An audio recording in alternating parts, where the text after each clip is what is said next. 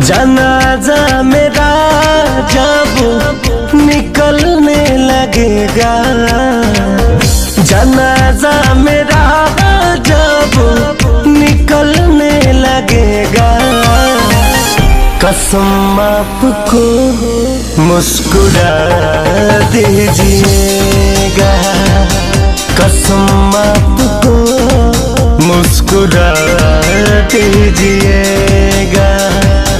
जनाजा मेरा जब निकलने लगेगा, जनाजा मेरा जब निकलने लगेगा, कसम आपको मुस्कुरा दीजिएगा।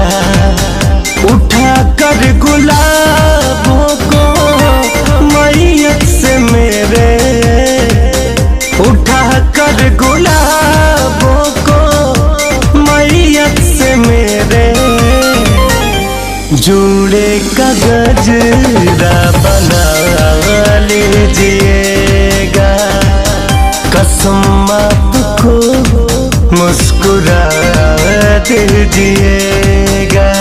मरने के बाद भी मेरी आंखें खुली रहेंगी, मरने के बाद भी मेरी आंखें खुली रहेंगी, क्योंकि इन्हें आदत जो पड़ गई है तेरे इंतजार की। कैसे मैं बेवफा कह दूं तुझे, दुनिया की बातों का यकीन ना मुझे,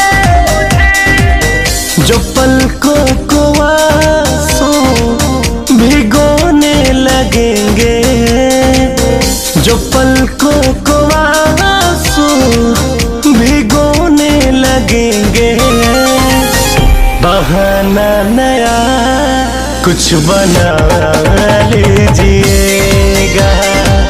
जनाजा मेरा जब निकलने लगेगा, कसम आपको मुस्कुरा दीजिए।